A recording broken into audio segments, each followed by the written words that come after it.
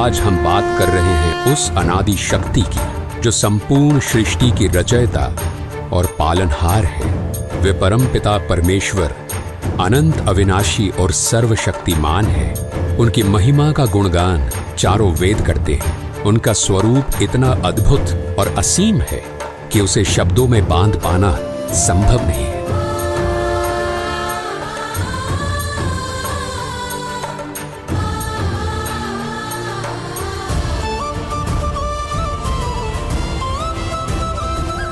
वो कबीर परमेश्वर ही हैं जिन्होंने अपने एक वचन मात्र से इस संसार की रचना की।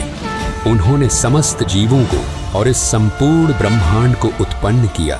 उनकी लीला और सामर्थ्य इतना अद्वितीय है कि उनका वर्णन मानव बुद्धि से परे है। वे सर्वशक्तिमान परमेश्वर ही सब कुछ है।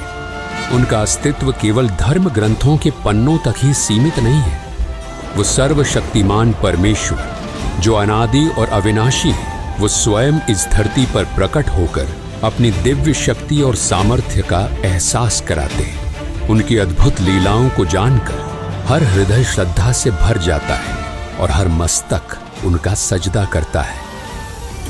उनकी लीला इतनी चमत्कारी और प्रभावशाली होती है कि वो युगों युगों तक मानव जाति के हृदय और इतिहास में अपनी गहरी छाप छोड़ जाती है। उनकी उपस्थिति सच्चाई, प्रेम और धर्म का ऐसा प्रकाश फैलाती है जो हर आत्मा को परमात्मा की ओर प्रेरित करती है।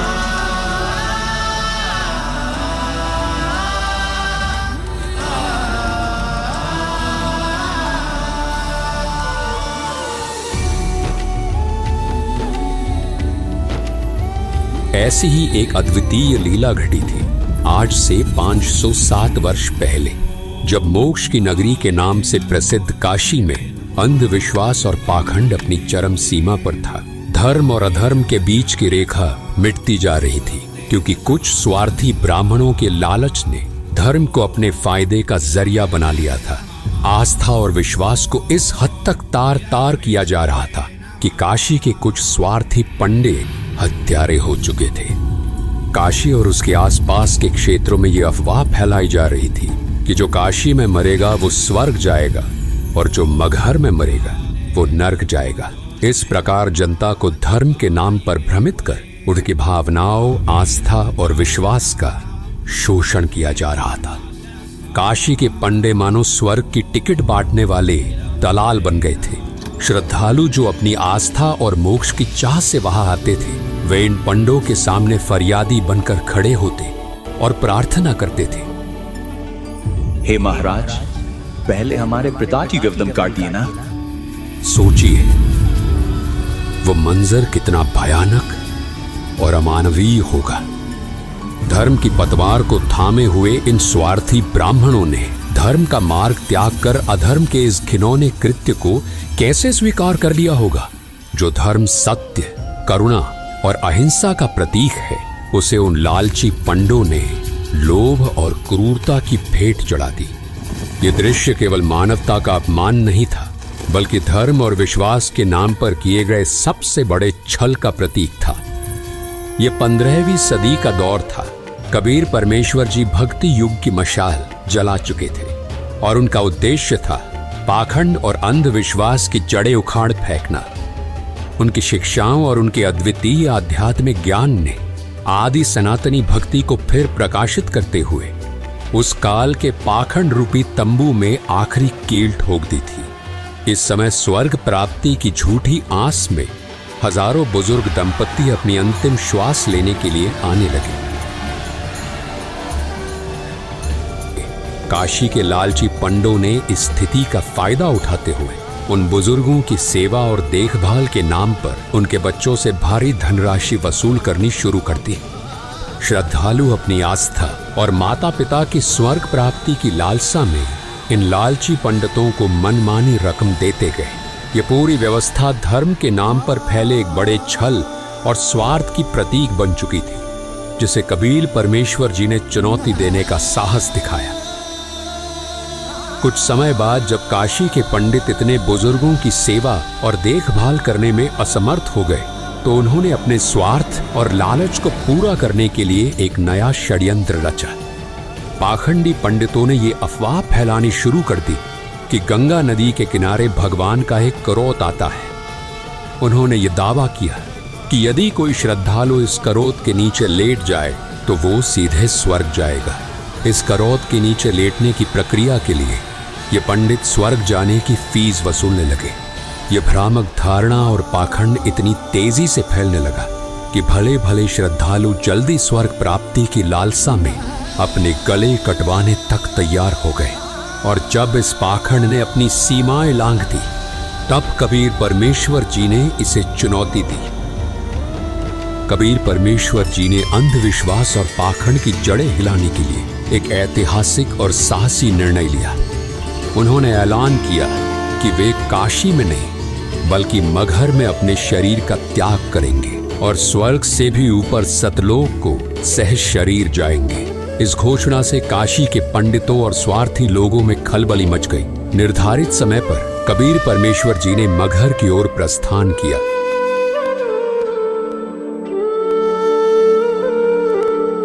ये सुनकर काशी नरेश वीर देव सिंह बघेल अपने सैनिकों और पंडितों के साथ मगहर के लिए रवाना हो गए।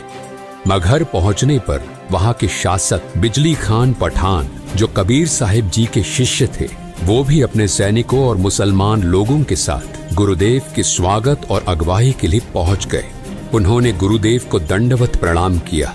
कबीर परमेश्वर जी ने उन्हें मगहर में शरीर त्यागने से पूर्व स्वच्छ जल से स्नान करने की व्यवस्था करने को कहा।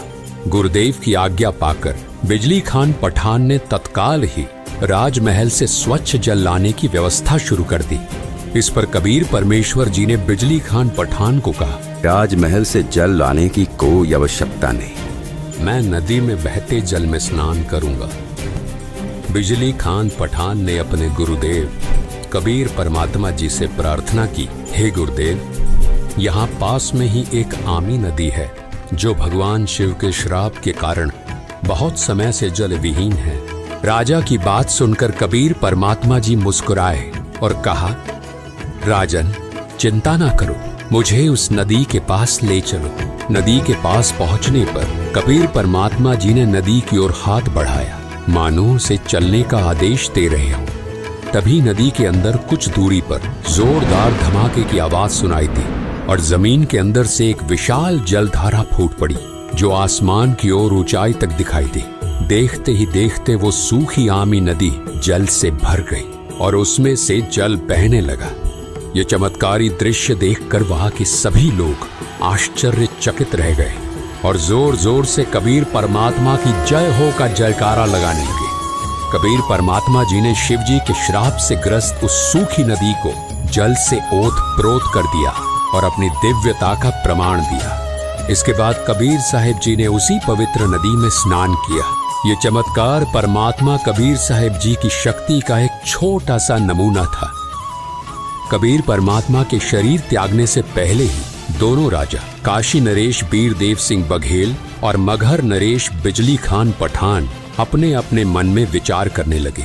काशी नरेश वीर देव सिंह बघेल सोच रहे थे कि कबीर साहिब का अंतिम संस्कार हम हिंदू रीति रिवाजों से करेंगे, मुसलमान रीति रिवाजों से हम उन्हें दफनाने नहीं देंगे। दूसरी ओर मगहर नरेश बिजली खान पठान अपने मन में विचार कर रहे थे कि हम कबीर परमेश्वर जी का अंतिम संस्कार मुस्लिम परंपराओं के अनुसार करेंगे, यानी उन्हें कब्र में दफनाएंगे। इन काफिर हिंदुओं को उनके अंतिम संस्कार के रीति रिवाज नहीं निभाने देंगे। दोनों राजाओं के मन में ये अंतर्द्वंद्व चल रहा था और वे अपनी अपनी परंपराओं के अनुसार कबीर साहिब जी के अंतिम संस्कार को संपन्न करने के लिए दृढ़ थे। ये स्थिति उस समय की धार्मिक कट्टरता और वैचारिक संघर्ष को दर्शाती थी, जिसे कबीर साहिब जी ने अपने पूरे जीवन में तोड़ने का प्रयास किया था। परंतु कबीर परमात्मा की लीला इससे भी ऊपर थी और उनकी दिव्यता ने इस विवाद को भी एक चमत्कारी मोड़ दिया। दोनों सेनाओं को आमने सामने खड़ा देख कबीर परमात्मा जी ने स्थिति को समझते हुए दोनों राजाओं से प्रश्न किया, राजन, ये कैसा दृश्य है? तुम दोनों के बीच ये युद्ध जैसी स्थिति क्यों उत्पन्न हो रही है? परंतु वे दोनों राजा वीर देव सिंह बघेल और बिजली खान पठान अपने गुरुदेव के सामने सिर झुकाकर खड़े रहे और कुछ नहीं बोले। जब काफी समय बीत गया और किसी ने कुछ नहीं कहा, तब पास खड़े एक मुसलमान सैनिक ने आगे बढ़कर कहा कि हे कबीर जी, हम आपका अंतिम संस्कार मुस्लिम रीति रिवाज से करेंगे। इन काफिर हिंदुओं को आपकी देह को हाथ लगाने नहीं देंगे। ये बात सुनकर एक हिंदू सैनिक भी आगे आया और कबीर परमात्मा जी से प्रार्थना करते हुए बोला, हे गुरुदेव, हम आपका अंतिम संस्कार हिंदू रीति रिवाज से करेंगे। इन मुसलमानों को आपके देह का अंतिम संस्कार उनके तरीके से नहीं करने देंगे। कबीर परमात्मा ने शांत और गंभीर स्वर में दोनों राजाओं और उनकी सेनाओं को संबोधित किया। उन्होंने कहा, तुम सब एक ही परमात्मा की संतान हो। धर्म, जाति और परंपराओं के नाम पर लड़ाई करना व्यर्थ है।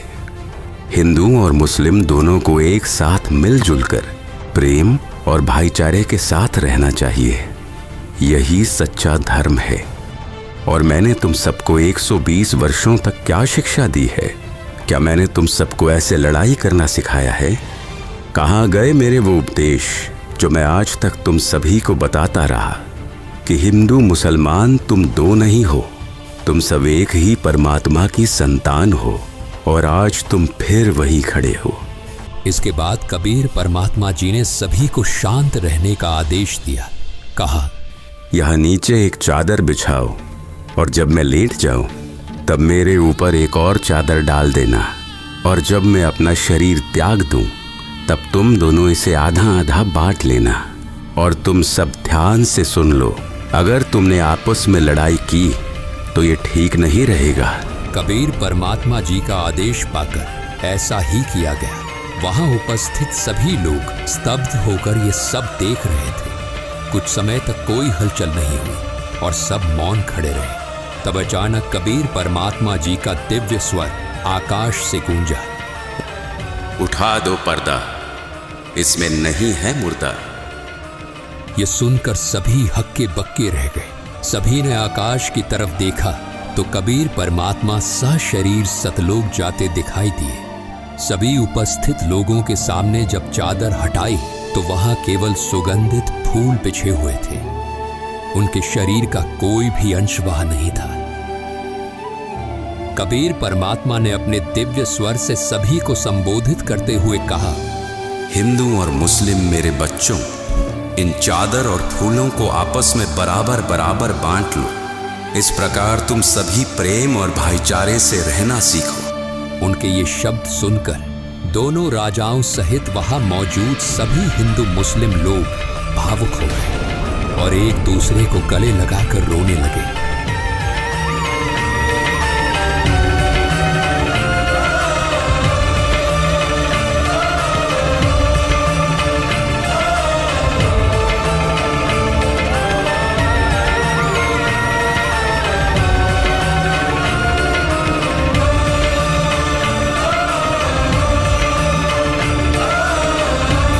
इसके बाद कबीर परमात्मा ने काशी के पंडितों को संबोधित करते हुए कहा, पंडितों, आज मैं मगहर से सहशरीर अपने धाम सतलोक जा रहा हूँ। तुम सब अपनी पोथियों और वेदों को खोलकर देख लो। मैं वही परमात्मा हूँ जो स्वर्ग से भी ऊपर सतलोक में रहता हूँ। उनकी वाणी सुनकर सभी लोग स्तब्ध रह गए। कबीर परमात्मा ने अपने सतलोक गमन से ये संदेश दिया कि परमात्मा की सद्भक्ति करने वाला साधक, चाहे कोई मगहर में अपना शरीर त्यागे या काशी में सच्ची भक्ति करने वाला अपने उद्देश्य लोक को ही प्राप्त करता है। काशी में मरने वाला स्वर्ग और मगहर में मरने वाला नर्क जाएगा। इस भ्रांति को उन्होंने सदा के लिए मिटा दिया। कबीर परमात्मा ने अपने दिव्य चमत्कार और सद्भक्ति के उपदेशों के माध्यम से लोगों को धर्म और सच्चाई का मार्ग दिखाया। उनके इस अद्वितीय संदेश ने सभी लोगों को अपने वास्तविक स्वरूप और परमात्मा की भक्ति का महत्व समझाया। दर्शकों, आज उस पवित्र दिन को उन्हीं के स्वरूप बंधी छोड़ सद्गुरु रामपाल जी महाराज जी के सानिध्य में कबीर परमेश्वर जी के निर्वाण दिवस के रूप में मनाया जा रहा है। धन्यवाद।